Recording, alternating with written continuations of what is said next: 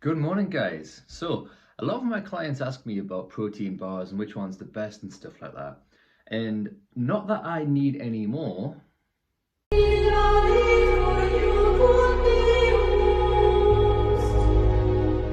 but honestly, I think you can make some of the best ones yourself in terms of macronutrients and price, honestly.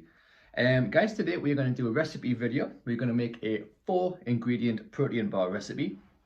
All you need is a whey protein powder, Vitafiber. For this one today, Lucky Charms, but you can have any kind of topping, any kind of filling. Get creative with it. And some water, ideally from a kettle, but this is just to illustrate. So guys, without much further ado, let's get it. Guys, so first of all, you're going to need 100 grams of Vitafiber from My Protein, which should leave you with what looks like Tony Montana's average Saturday night. So next up, we're going to need some vanilla-based whey protein powder, 100 grams to be specific. I've personally gone for cereal milk flavour and going with the Lucky Charms theme, which should give us a one-way ticket to Gainesville, USA, population us. So next up, we're going to make the body of it. So we're going to basically just add little bit by little bit of boiling water. Ideally, this wants to turn into like a sort of a translucent, whitish, gloopy, goo-like syrup.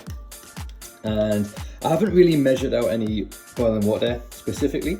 We're just going to kind of add as we go, stirring it up, trying to get all the lumps out. Let's say, trying to make some kind of thick syrup. All right, guys, so the next step is to add the protein powder into the gloop. Now, this is where it's going to get messy. So I would recommend having some wet fingers before you do this, because we're going to stir it together, but the end goal is to ideally make almost kind of like a Play-Doh sort of texture, and once it's all mixed together, we're actually going to get amongst it with our hands. So the only thing that should be stickier than this mixture is your adherence to how much you want to make these bars, because from watching this video now, you're probably thinking there's not enough liquid in there for this to bind, but stay with it. Remember, we're doing it for the gains, so just think of this as a forearm workout as well.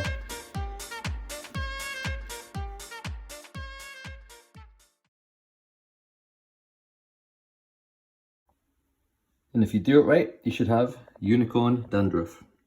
All right, guys, so now you get a choice of what you do with these bad boys. This mixture now is stickier than the guy that won't leave your DMs, but you can also change the texture. If you want it kind of cakey, almost like a Quest bar, it might be a good idea to bake these 8 to 10 minutes in the oven at 180 degrees Celsius. And that's going to make these much more portable. You can take them to the office, you can take them out on a run or a bike ride. But I'm personally going to put this in the freezer because it's a nice summer's day and these are going to come out beautiful from the freezer. However, when they do come out of the freezer, if you leave them for too long, it will return to this texture, which is not ideal, not very portable. So definitely individual wrap the 4 pieces into some parchment paper, and then you can just kind of leave them in the freezer for a nice snack once you do get back home. And then you're going to want to wrap your individual bars, and that is the finished one right there. Lovely and soft, hard, straight out the freezer. Some really nice colors coming through too. And here we have the baked one that I prepared earlier. So you can see it's got a beautiful, dense, cake-like texture as well.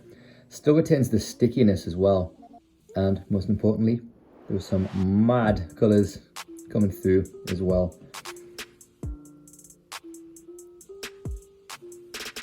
Alright guys, we are back in the dining room. This time we're going to sample our delight.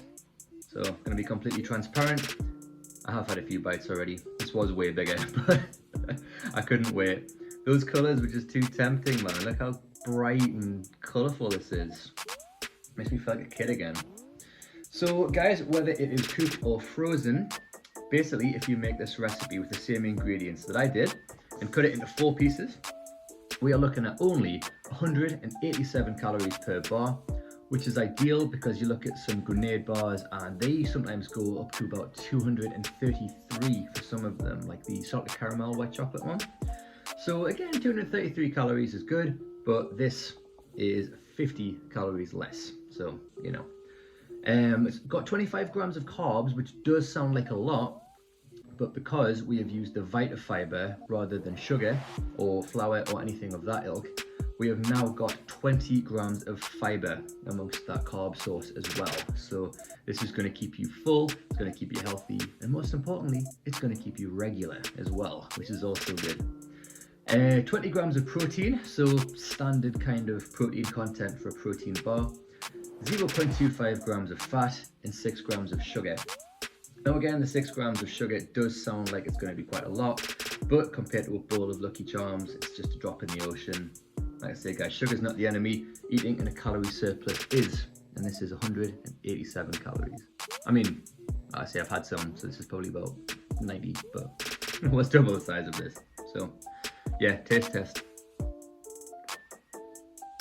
Beautiful. Like I say guys, if the camera wants to focus, you can really see the cakey texture. And what it really reminds me of, and I don't know if you guys have had them before, but the birthday cake fibre 1 bars.